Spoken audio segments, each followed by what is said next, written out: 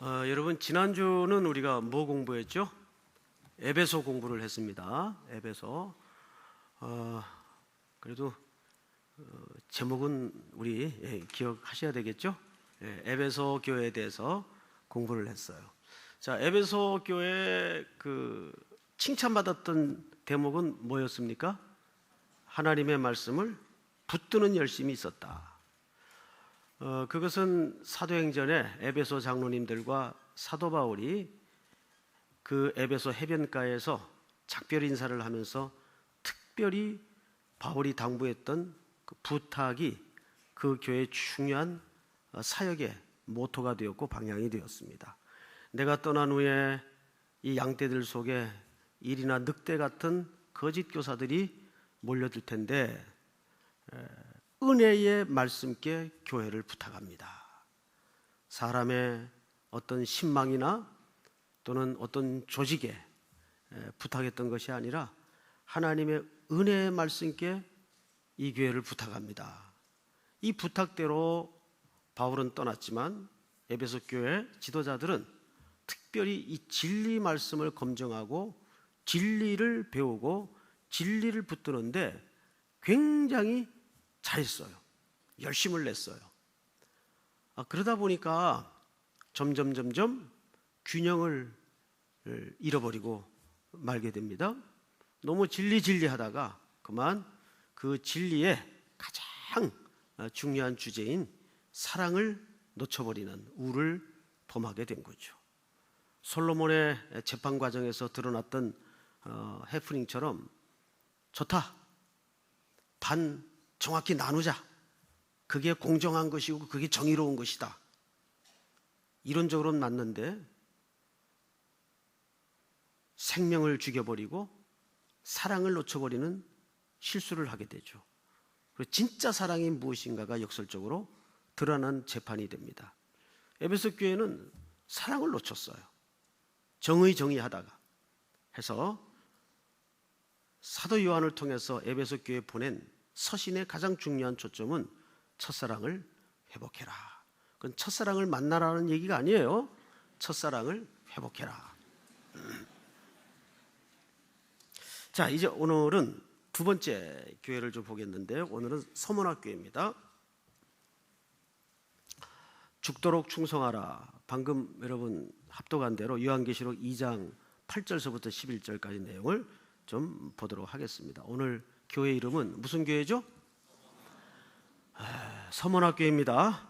또 졸다가 어머나 그러면 안 돼요. 무슨 교회요? 이 서문화라는 말은 몰약이라는 뜻입니다. 몰약은 동방박사들이 예수님을 찾아 경배할 때 드렸던 유명한 세 가지 예물 중에 하나죠. 몰약을 드렸어요. 향수로 쓰이기도 하고 또 장례를 치르는데 쓰이기도 합니다. 그런 아주 귀한 의미가 붙여진 이름이 서문화 교회입니다. 자, 서문화 교회는 서문화라는 도시를 기반으로 자리 잡았던 교회인데 이 도시는 어떤 도시였는가 좀 볼까요? 첫째, 로마 황제의 숭배가 최초로 시작된 곳입니다. 이 당시는 많은 도시국가들이 있었는데 저마다 로마 중앙정부의 환심을 사기 위해서 로마 황제에게 숭배를 하는 일을 앞장서서 경쟁적으로 했습니다. 그러면 뭐가 유치된다 그랬죠? 그 도시에 신전을 유치할 수 있는 자격을 획득하게 되는 거예요. 그렇게 되면 어마어마한 중앙정부의 지원과 경제적인 협찬이 이어집니다. 따라서 그 도시의 모든 시민들은 사실상 배부름을 얻게 되고 경제적인 이득을 취하는, 결국 그 뒤에는 로마 황제의 경배의 목적이 있기보다는 결국은 돈의 문제였어요. 이렇게 해서 황제가 숭배된 최초의 도시면서 동시에 로마 정부의 가장 충성스러운 도시 중에 하나입니다. 이 서문화 도시는. 그리고 도시 안에 따라서 신전이 많이 세워졌어요. 그리고 화려한 도시를 이루었는데 지금도 이 서문화는, 저는 직접 가본 경험은 없지만 아름다운 건축물들로 구성이 되어 있습니다. 여기엔 또 과학과 의술이 많이 발달되어 있어요. 당시 인구가 한 10만 명 정도 됐는데 그 가운데에서 로마 정부가 가장 혈안이 되었던 작업 중에 하나가 성도를 잡아내는 일이었습니다. 누가 그리스도인이냐? 왜냐하면 이 사람들이 로마 황제에게 주라고 고백하지 않았기 때문입니다.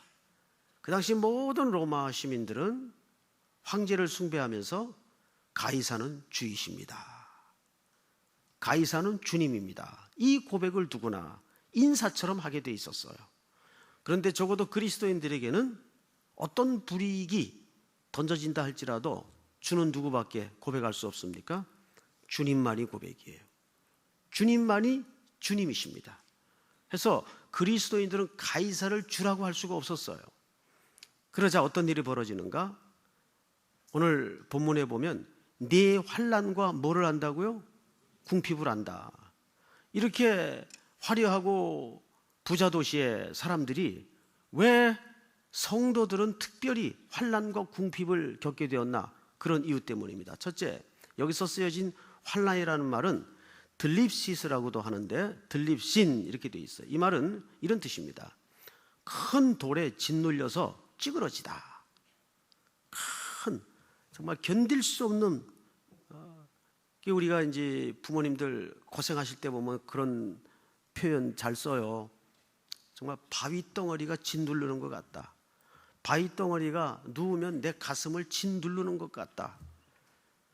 저희 집이 진짜 어려웠을 때 어머님이 누우면 항상 이제 한 방에 쪼로록 이렇게 같이 누웠는데 어머님이 항상 이 말을 하셨어요. 그래서 저는 이 단어를 보면서 깜짝 놀랐어요.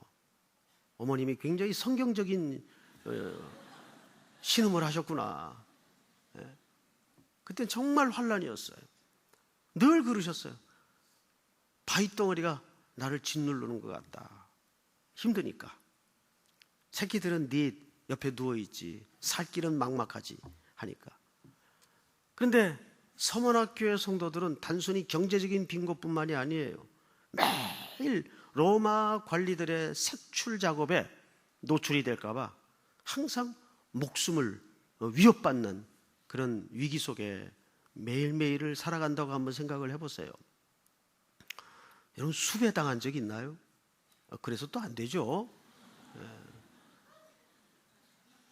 제 후배 하나는 대학 다닐 때 너무너무 운동권에 빠져가지고 학교 앞에 매일 형사들이 진을 치고 그 친구를 잡기 위해서. 그 친구는 거의 4년 동안 수배를 당했어요. 그 마음고생이 얼마나 심했는지 모르죠. 그런데 이 서문학교의 성도들은 그 신앙 하나를 붙들기 위해서 들립시스, 경제적인 빈곤은 말할 것도 없고 신변의 생명의 위협을 당하는 추적을 매일 시퍼렇게 감시하에 받고 있었습니다. 그 이유는 바로 로마 황제를 향해서 경배를 거부했기 때문입니다. 따라서 그들에게는 어떤 불이익이 가해졌는가 하면 그 당시 황제에게 경배를 해야만 모든 로마 시민들은 길드에 편입될 수가 있었어요. 그리고 모든 유통구조는 이 길드의 조합에 편입이 되어야만 경제 활동이 가능하도록 사회 시스템을 그렇게 만들었습니다. 이 굉장히 고도의 악질적인 제도죠. 따라서 당연히 그리스도인들은 이 길드에 편입되지 못합니다. 그러다 보니까 그들은 연명을 해가는 정도의 어려움에 항상 생존의 기로에서 고통을 겪고 있었어요. 얼마나 처절했을까요? 각종 불이익이 가해집니다. 이런 상상을 해봤어요. 말씀을 준비하다가 만약에 지금 만약입니다. 이 진짜가 아니고 또 말 잘못 들으면 안 됩니다. 만약에 지금 이 정부가 갑자기 획 돌아서 지금부터 교회에 나가는 사람들은 세금을 50%씩 때린다. 50%. 그러면 어떤 일이 벌어질까? 상당히 현실적인 문제죠? 지금 그보다 더 심한 상황으로 그리스도인들을 옥죄어 몰아간 겁니다. 그 숨이 막히는 거죠. 이 로마 시대에 그리스도인으로 산다는 것은 목숨을 거는 일이었어요. 그 어느 분인가 그러더라고요. 우리가 북한 교회를 위해서 기도할 문제가 아니라 북한의 지하 성도들이 남한 교회를 위해서 기도해야 할 문제다, 지금은. 어쩌면 그 말이 맞을 수 있어요. 이 지상에서 최고의 신자를 하나님이 꼽으라면 북한 지하교회, 지금도 그렇게 정권이 바뀌고 독재 정부가 들어선 지 수십 년의 세월이 지났지만 지하에서 목숨 걸고 신앙을 버텨내고 지켜내는 후손들이, 남은 자들이 있단 말이에요. 지금도. 요즘 그 이산가족 상봉이 굉장히 화제죠. 그 참 가슴 찡한 기사 중에 하나는 아내를 데려 나오지 못했어요. 곧 볼 줄 알았던 아내를 영원히 이별하는 이산 가족이 되고 만 겁니다. 근데 이번에 남편은 86 할아버지가 되었고 북의 아내는 87 할머니가 되었어요. 두 분이 만났죠. 여전히 이뻐. 왜 시집 안 갔어? 근데 옆에 또 적당히 늙은 노신사가 하나 있는데 얘가 당신 아들이요. 그 아들 존재를 몰랐어요. 헤어질 무렵 아내 뱃속에 아들이 있었기 때문에 아들 얼굴을 본 적이 없죠.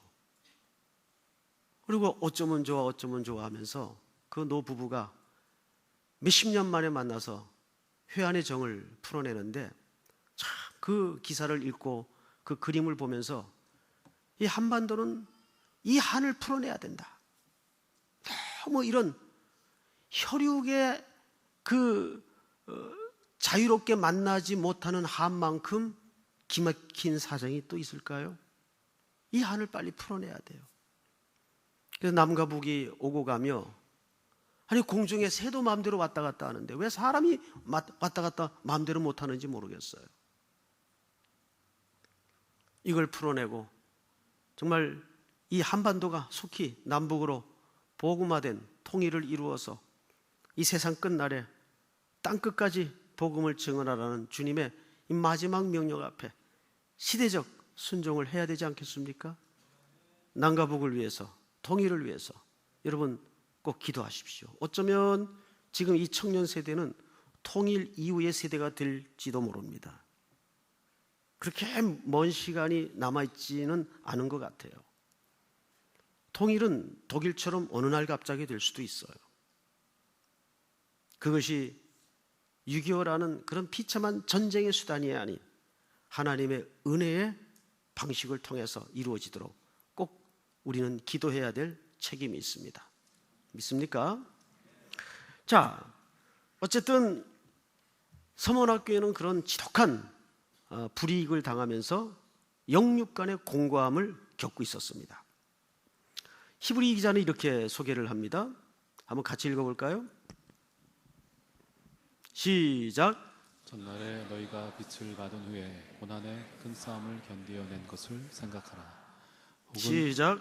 혹은 비방과 환난으로서 사람에게 구경거리가 되고 혹은 이런 형편에 있는 자들과 사귀는 자가 되었으니 너희가 갇힌 자를 동정하고 너희 소유를 빼앗기는 것도 기쁘게 당한 것은 더 낫고 영구한 소유가 있는 줄 알미라. 이것이 로마 시대의 그리스도인들이 겪어내면서 삶을 감내해야 됐던 진실한 현실입니다. 짐승의 가죽을 입히어서 짐승의 밥을 만들고 화형구덩이에 집어넣고 손에 칼을 쥐어서 서로 죽고 죽이는 시합을 해서 귀족들의 낄낄거리는 웃음과 부딪히는 술잔 속에 그리스도인들은 숨을 거두고 죽어가야 했어요. 참 세상에 조롱거리였고 모욕거리였습니다. 그리스도인으로 산다는 것이. 그런데도 그것을 감내하고 그들은 버텨내고 그들은 견뎌냈습니다. 자, 우리 화면을 좀 볼까요? 네 환난과 그 다음에 뭘 안다고요? 궁핍을 안다. 당연히 이어지는 것은 궁핍이겠죠. 그런데 이 궁핍이라는 단어가 헬라 말에는 여러 가지 단어가 있어요. 페냐라는 말이 있는데 이것은 어느 정도의 궁핍인가 하면 먹고는 사는데 남 도와줄 여지는 없는 상태. 그래서 근근히 지내는 상태. 이 단어를 보통 헬라 말로 페냐라고 얘기합니다. 그런데 여기 쓰여진 이 궁핍이라는 단어는 이 단어를 쓴 것이 아니라 상대적 가난을 말한 것이 아니고 푸토케이안 또는 푸토코스라는 단어를 썼어요. 거지 같은. 너무 좀 표현을 직설적으로 해서 죄송한데 좀 거지 같은 삶이에요.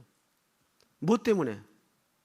예수를 순종하고 예수를 따르는 이유 하나 때문에 거지 같은 삶을 감내하는 겁니다. 절대 빈곤을 얘기하는 거죠. 우리말에도 빈곤을 얘기할 때는 세 차원이 있잖아요. 그냥 가난이 있어요.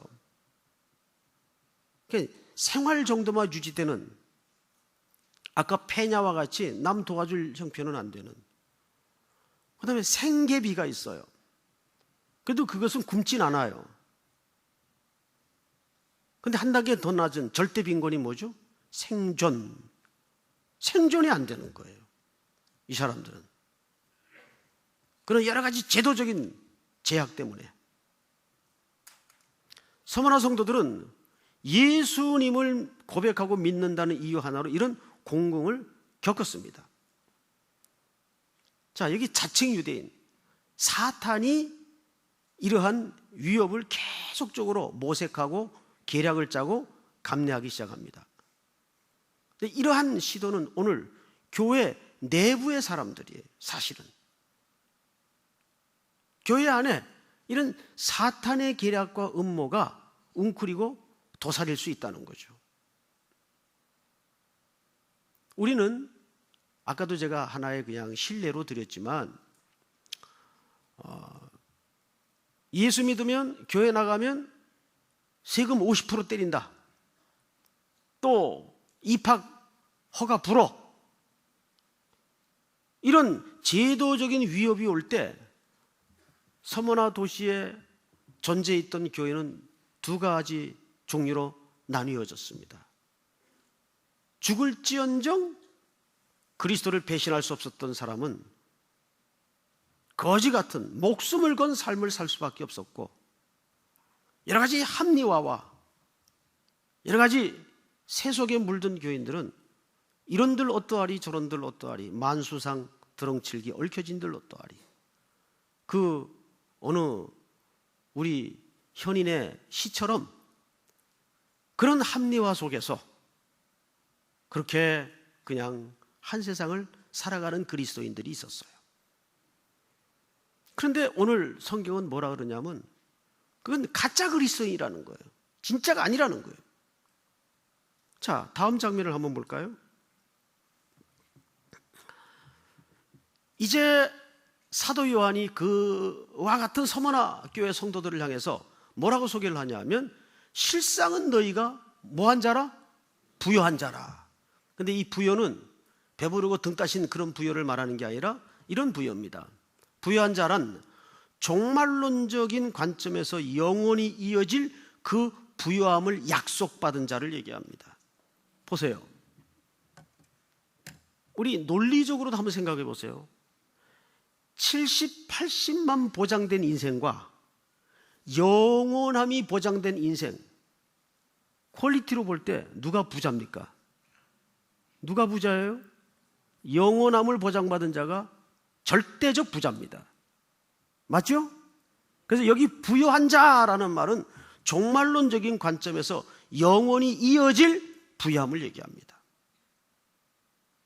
그런 의미에서 여러분들은 부자 맞습니까? 진짜 부자는 지갑에 얼마 있냐 이거 그렇게 크게 신경 안 써요. 진짜 부자니까.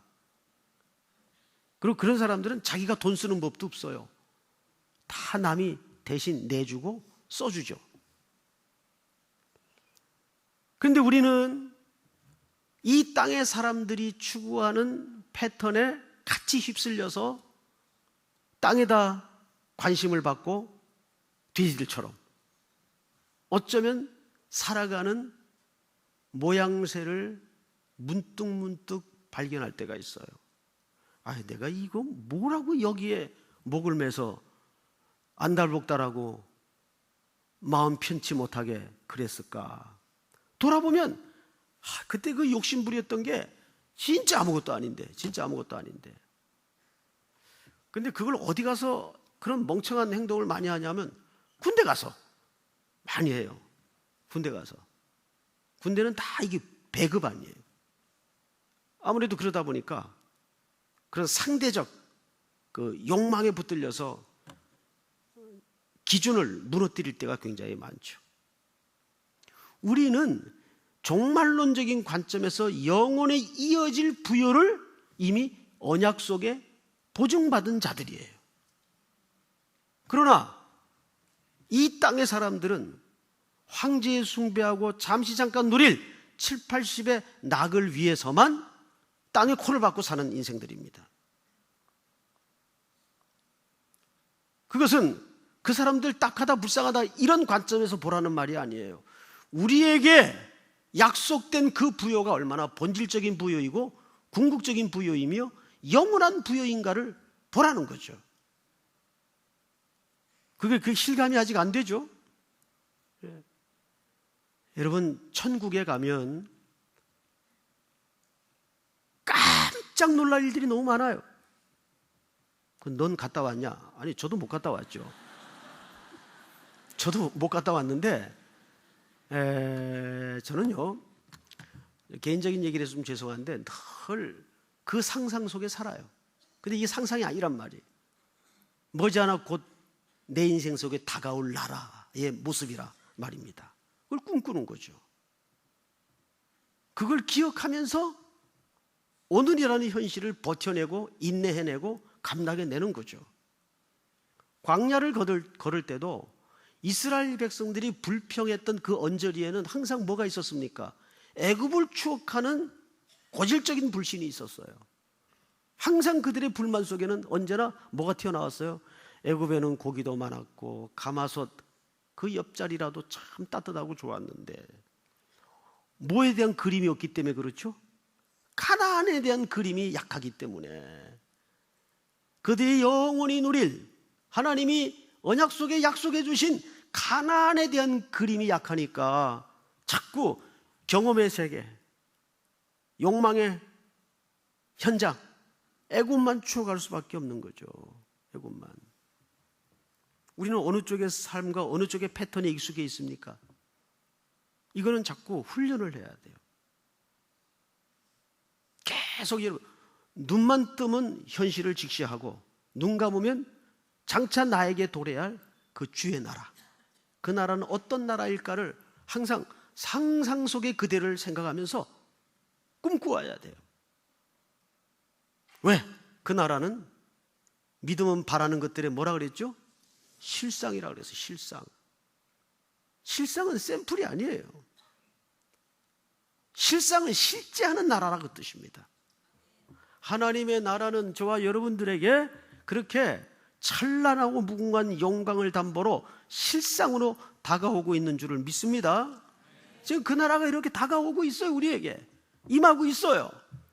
근데 왜 자꾸 이 땅의 것에 우리가 몰두해서 전전긍긍하고 자유하지 못하고 누리지 못하고 움켜쥐려고 하고 뺏으려고 하고 못 가지면 한숨을 뿜어내고 불안해하고 그렇게 살까요? 자, 이제 다음을 또 보십시다. 욥기 23장 10절 한번 같이 읽을까요? 시작. 그러나 내가 가는 길을 그가 아시나니 그가 나를 단련하신 후에는 내가 숨군같이 되어 나오리라. 서문학교의 성도들은 이런 연단과 환난을 통해서 지금까지 오고 오는 세대뿐만 아니라 그 시대에 진짜 순금 같은 믿음의 삶이 무언가를 예표적으로 드러낸 겁니다.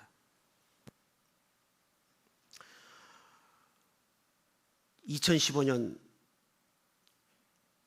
그리고 앞으로 2016년, 17년 우리 삼일교회는 이 역사와 시대 앞에 서문학교회와 같은 그런 시대의 예표가 되었으면 좋겠어요. 어제 토요일이었죠? 아침에 택시를 타고 이제 나오는데 택시 기사분이 서부역 가세요? 그래서 아니요, 그 서부역 전에 삼일교회라고 있는데 거기 좀 앞에 내려주십시오. 아, 교회 가시네요. 예, 교회 갑니다. 아, 그 삼일교회 참 젊은이들이 많습니다. 애기 엄마 뭐 젊은이들 할 것 없이 그래 새벽이고 저녁이고 택시를 타는데 자기가 여기 하여간 거의 100번 가까이 와봤대요. 운전해주러. 그래서 이 교회는 어떤 교회일까 들어가서 이렇게 자기도 한번 좀 말씀을 듣고 예배를 참석하고 싶은 생각이 들더래요. 그래서 어떻게 그런 생각을 하시게 됐습니까? 교인입니까? 그랬더니 자기가 천주교인인데 이 삼일교회 이렇게 오는 분들은 이렇게 말하는 모양이나 태도나 다르대요. 잔돈도 잘 안 받고 뭐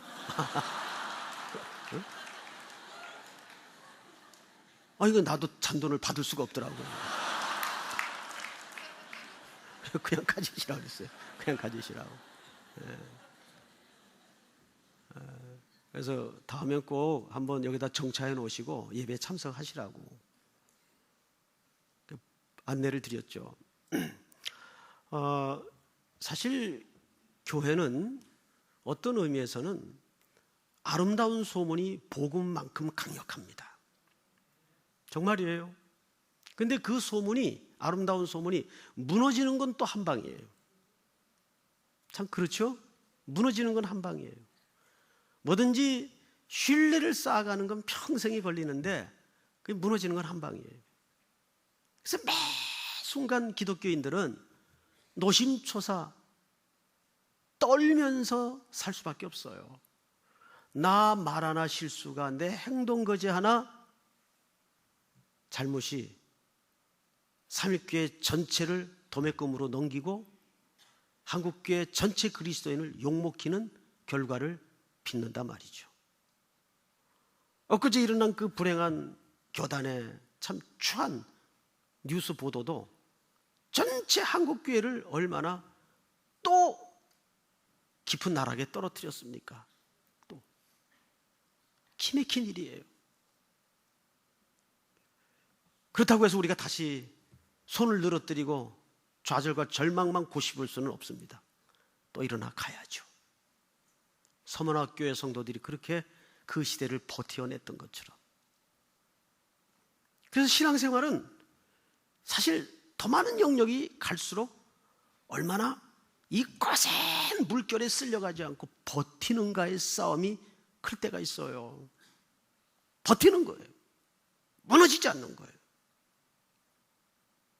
4천만이 적일이다 해도 삼일교회 성도들 많은 서문학교회 성도들의 그 죽음을 건 신앙의 푸른 기계처럼 아니요, 할 수 있는 신앙의 근거가 있어야죠.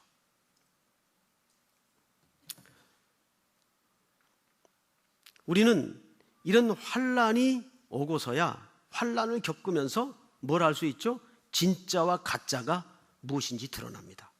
아, 내가 가짜였구나. 이 경계선을 넘어선 사람은 있고 없고에 별로 그렇게 흔들리질 않아요. 근데 아직도 이 경계선에 서 있는 사람은 있으면 행복하고 없으면 불행해지는. 그 사람의 인생의 중심과 축은 아직도 이 땅의 것에 쏟아져 있다는 결론밖에 되지 않는 거죠. 그런데 그러던 분이 어느 날 온 생애가 훌떡 뒤집어지는 폭풍우를 거듭 서너 차례 맞고 나서는 별로 그런데 관심을 안 갖더라고요. 제일 감사한 게 목사님, 가족들 그저 건강하고 오늘도 내 입에 밥 들어가고 숨 쉬면서 주님 앞에 예배자로 사는 거 이상 이하도 바라는 거 없습니다. 이 일상의 복이 얼마나 내게 고요한 속에서도 은총인지 이제야 알았습니다. 그 사람은 다 가져봤어요. 그런데 그거 하나님이 다 걷어가더라고요. 그러고 나서 깨닫는 거예요. 있어도 되고 없어도 될 게 뭔지를 그때야 깨달은 거예요. 막 그거 없으면 죽을 것 같은 불으로 떨던 그런 것들이 한번 있고 없고를 한 서너 번 통과하고 나니까 그게 그렇게 의미가 없더래요. 이것은 무슨 허무주의자의 고백이 아니에요. 내게 진짜 필요했던 것은 그래도 목숨이 붙어 있어서 하나님께서 명하신 그 길에 오늘도 내가 예배자로 서 있고 성도로 이 길을 걸어갈 수 있다는 것만큼 행복이 없어요, 목사님. 그 고백을 하는 거죠. 그러나 내가 가는 길을 그가 아시나니 그가 나를 단련하신 후에는 내가 순금같이 되어 나오리라.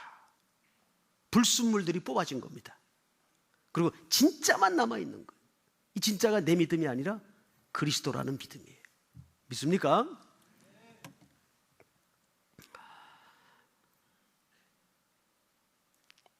여러분, 이 서만학교의 유명한 담임이 바로 폴리캅입니다. 많이 들어보셨죠? 폴리캅. 폴리캅은 이렇게 불구덩이에서 화형을 당했죠. 이분에 대한 기사를 제가 좀 정리한 게 있는데 몇 절만 좀 읽어드리겠습니다. 이 서문학교의 감독이었던 폴리캅은 순교사의 가장 대표적인 인물 중에 하나입니다. 이분은 로마 관리들의 눈을 피해서 은둔에 있다가 붙잡힌 어린 그리스도인 소년 하나가 관리들의 모진 매질에 고문에 견디질 못하고 폴리캅 주교가 숨어있는 은신처를 얘기해 줍니다. 그런데 그 소년을 뭐라 그럴 수가 없죠. 어린 소년이 얼마나 무서웠겠고 얼마나 힘들고 아팠겠어요. 결국은 실토를 하고 울면서 주교가 숨어있는 그 은신처를 얘기해 줍니다. 그리고 로마 관리들이 그 은신처를 들이닥칩니다. 이때 폴리캅이 제안 하나를 하죠. 내게 2시간의 여유를 주십시오. 평소에 워낙 이 사람의 인품에 대해서 익히 알고들이 있었기 때문에 이 제안을 함부로 무시하고 거절할 수가 없었습니다.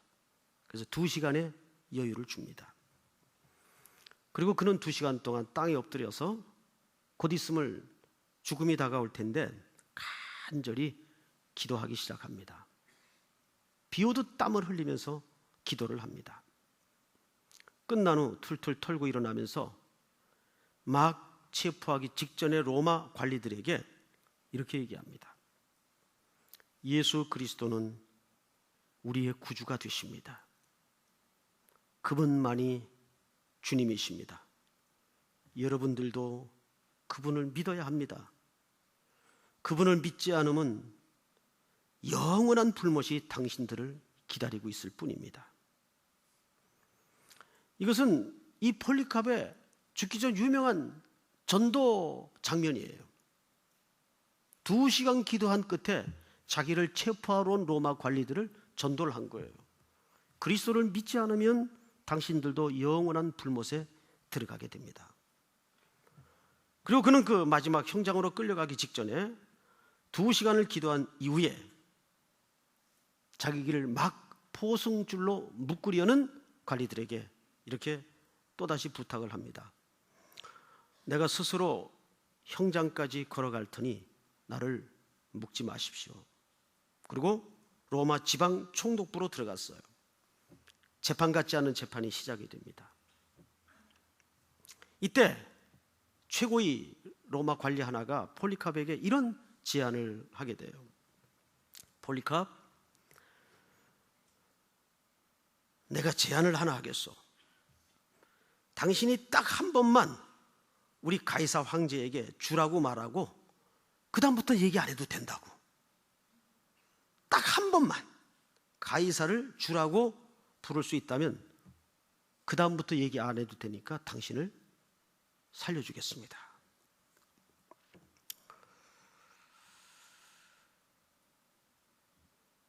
그리고 그 다음에 폴리캅이 한 유명한 고백은 유명한 유대 역사의 책에 고스란히 남아 있습니다. 여러분들도 많이 들었을 고백이죠. 지난 86년간 내가 믿는 예수 그리스도는 한 번도 나를 배반하지 않았는데 내가 어찌 일순간의 고난을 피하기 위해 주님을 배반할 수 있는가. 이런 유명한 고백을 하게 됩니다. 화가 머리끝까지 난 로마 최고위 관리한 사람이 정 그렇게 영감 고집을 부린다면 이제 당신 앞에 두 가지 길밖에는 남은 게 없습니다. 하나는 며칠 여러 날 굶주린 맹수들을 풀어서 당신을 산채로 조각조각을 내서 물어 뜯어 죽게 하는 방법이 남아 있습니다. 그리고 또 하나는 당신을 산채로 묶어서 불구덩이에 장작을 피워 그 화형의 고통을 온몸으로 느끼면서 아주 길게 죽어가는 방법이 남아 있습니다. 어떻게 하겠습니까? 그때 폴리캅이 웃었다고 역사가는 기록이 되어 있습니다. 당신들은 1시간짜리로 나를 위협하지만 당신들은 악인을 위해서 준비된 영원한 불에 들어갈 텐데 어떻게 하실 거요? 되물었습니다. 나는 화형을 당해야 1시간이면 타지 않겠소? 네, 당신들은 예수 그리스도를 구주로 고백하지 않고 믿지 않는다면 영원한 불못이 당신 앞에 준비되어 있을 텐데 어찌하겠소? 라고 되물었다고 합니다. 이어 그는 담대하게 이렇게 고백을 했습니다. 속히 당신들 계획한 일을 행하십시오. 왜 망설이십니까? 라고 물었습니다.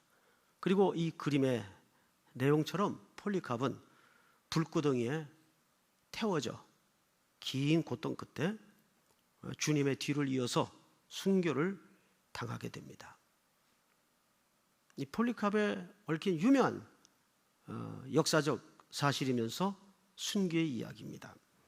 이 폴리캅이 바로 서문학교의 담임이었습니다. 그러면 외국에만 이런 사례가 있었는가? 그렇지 않죠.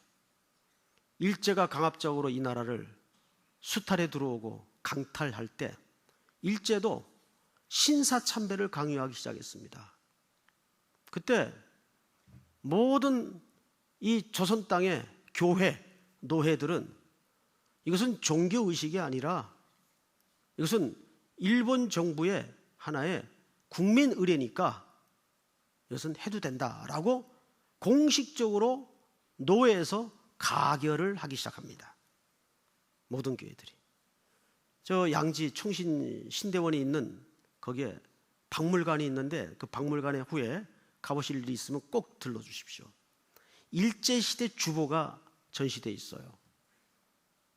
놀랍게도 근데 그 주보 순서에 신사참배를 하는 순서가 실제 기록이 되어 있습니다.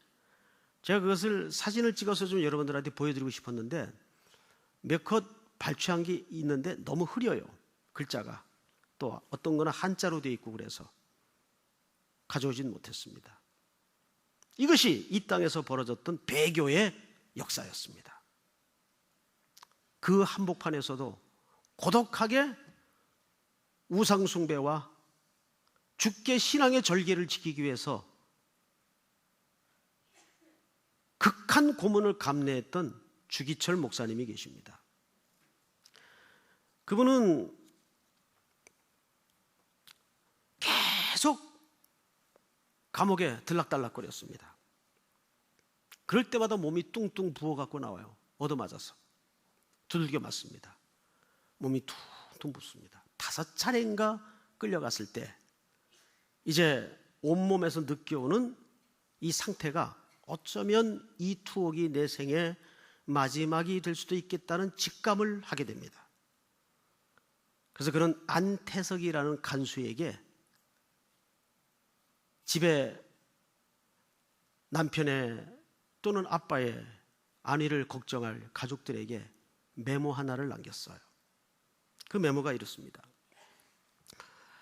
그 안태석이라는 간수가 이것을 오정모 사모님에게 전달을 한 내용입니다.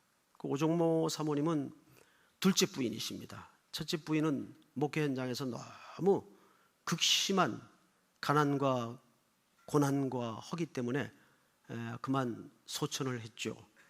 그리고 이어 두 번째 사모님을 맞이하게 됐는데 안태석 간수 손에 들려진 주기철 목사님의 편지예요. 여드레 후에는 아무래도 내가 소천할 것 같소. 지금까지 몸이 부어 터질 지경이요. 어머니 봉양 잘 해드리시고 영진이 광조 잘 부탁하오. 이 광조라는 분은 극동방송 이사장을 했던 주광조 장로님을 얘기합니다. 지금도 생존해 계신 걸로 알고 있어요. 저도 이분 뵌 적이 있는데 이 유언 같은 편지를 안태석 간수가 오정모 사모님에게 전달을 하게 되죠. 이때 사모님이 그 간수에게 이런 말을 합니다. 아니, 목사님이 아직까지 가정에 무슨 미련이 남아서 이런 편지를 보냅니까? 좀 무서운 여자 같아요. 응?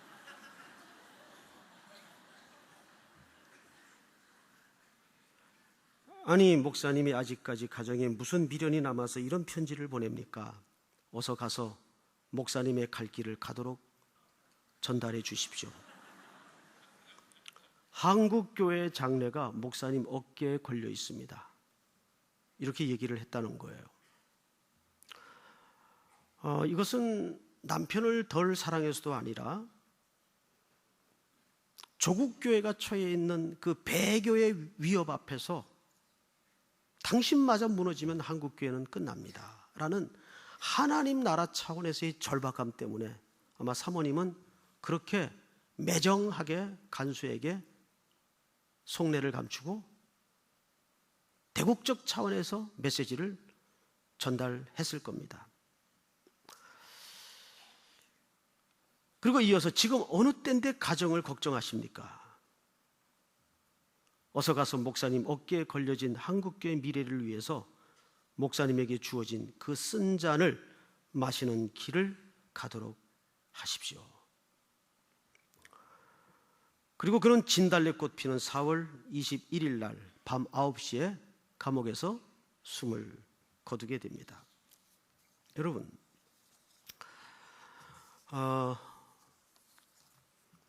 아무리 이 글을 읽어도 가슴이 메워지는 것은 참 주체할 수가 없었어요. 한국교회는 허술하게 세워진 전통과 역사가 아니에요. 터툴리안이라는 사람은 교회의 씨는 순교의 피다라고 얘기를 했어요. 이런 선배들의 목숨 건 순교의 피 위에 이 땅에 교회가 세워졌습니다. 그럼에도 불구하고 지금 그 선배들의 얼도 사라지고 신앙도 계승하지 못한 채 우리는 어떻게 신앙생활하고 있습니까? 참 하나님 앞에서도 물론이지만 이런 선배들 앞에서 부끄럽기 짝이 없어요.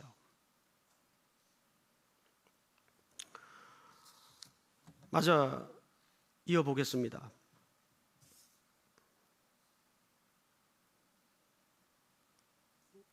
이건 설명이 좀 필요하니까 그냥 지나갔습니다.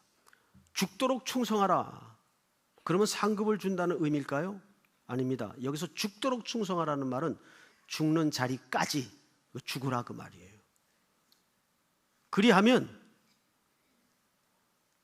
이분이 주기철 목사님이신데 뭐가 주어지죠? 생명의 면류관이 주어지리라. 이 생명의 면류관 할 때 이 관은 스테파노스를 얘기합니다. 이 스테파노스는 어떤 관인가 하면 운동장에서 경기자가 열심히 달린 끝에 이기는 자에게 주는 관이에요. 운동 경기 후에 최종적인 승리자에게 씌워주는 관을 얘기합니다. 이기는 자. 이기는 자는 어떤 약속이 주어졌습니까? 둘째 사망의 해를 받지 아니하리라. 여러분, 우리는 누구나 아담의 후손은 첫째 사망을 다 통과하게 되어 있습니다. 이건 누구도 피해갈 수가 없어요.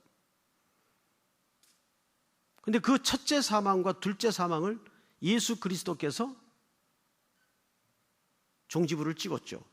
그리고 계시록 20장 11절에 보시면 한번 읽어볼까요? 시작. 땅과 하늘이 그 앞에서 피하여 간데 없더라. 시작. 또 내가 보니 죽은 자들이 큰 자나 작은 자나 그 보좌 앞에 서 있는데 책들이 펴 있고 또 다른 책이 펴졌으니 곧 생명책이라. 죽은 자들이 자기 행위를 따라 책들에 기록된 대로 심판을 받으니. 시작. 바다가 그 가운데에서 죽은 자들을 내주고 또 사망과 음부도 그 가운데에서 죽은 자들을 내주매 각 사람이 자기의 행위대로 심판을 받고.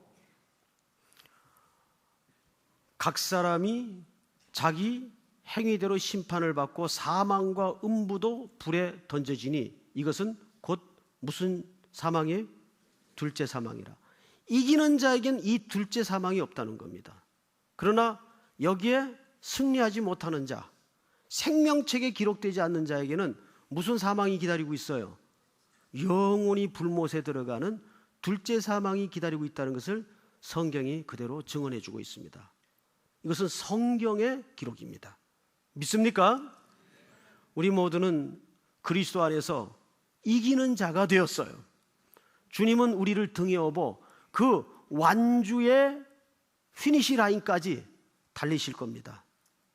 여러분들은 그리스도께만 단단히 엎여 계십시오. 그 길만이 이 완주를 할 수 있는 유일한 방법입니다. 주님이 그 경주에 이미 승리자가 되셨어요. 믿습니까? 누구든지 생명책에 기록되지 못한 자는 불못에 던져지리라. 할렐루야.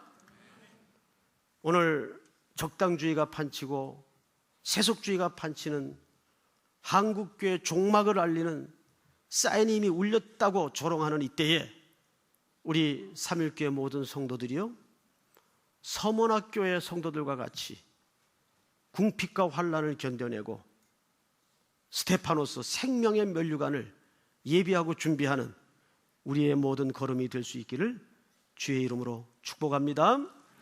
다 일어나십시다. 우리 찬송가 336장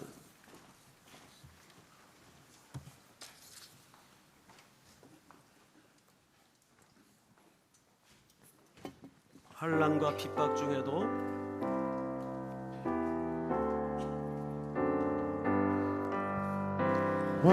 환난과 핍박 중에도 성도의 신앙 지켰네. 이 신앙 생각할 때에 기쁨이 충만하도다. 성도의 신앙 따라서 죽도록 충성하겠네. 복중에 매일 성도다. 양심은 자유 얻었네. 우리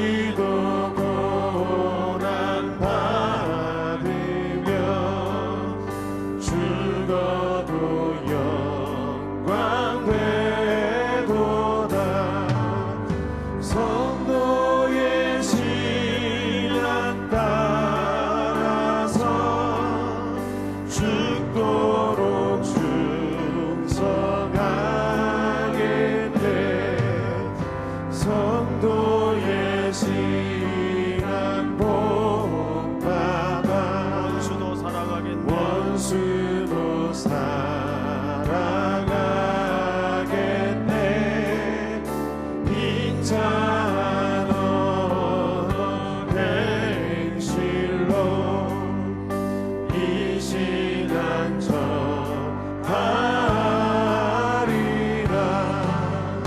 성도의 신앙 따라서 죽도록 주 1절 다시 합니다.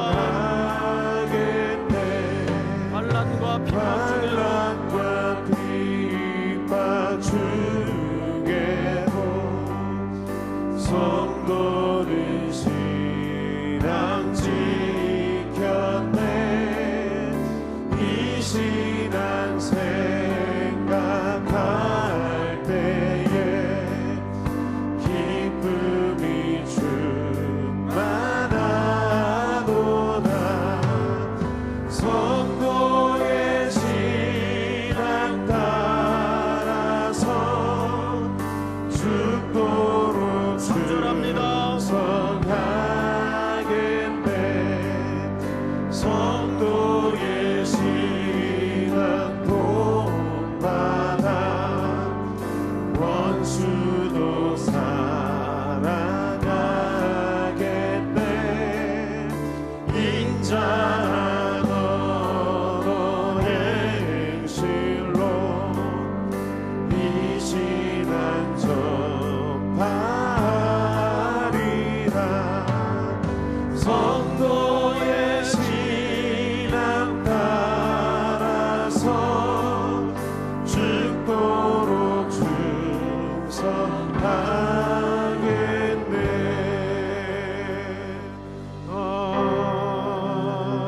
아멘. 우리 기도합시다. 머리 숙여 기도합시다. 이렇게 기도합시다. 주님, 죽도록 충성하겠습니다. 내 모든 삶의 첫자리에 주님이 최고임을 인정하고 고백하는 삶을 살겠습니다. 그렇게 순종하겠습니다. 죽기까지 충성하겠습니다. 죽기까지 충성하겠습니다. 그간 내 신앙을 돌아보면 너무나 핑계가 많았고 타협이 많았고 너무나 이유가 많았음을 용서해 주십시오. 서문학교의 성도들처럼 궁핍과 불이익과 환난 속에서도 주님은 예수 그리스도 한 분밖에 안 계심을 고백하기에 가이사에게 머리 숙일 수 없었습니다.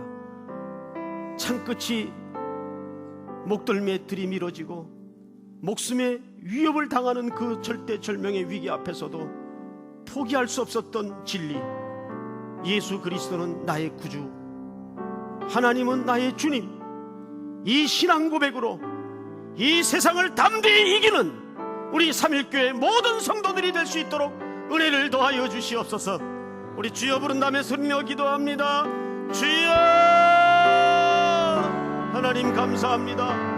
오늘도 종일토록 이곳에서 하나님의 말씀으로 이어가게 하시고 붙들림 당할 수 있도록 해주신 것을 감사합니다.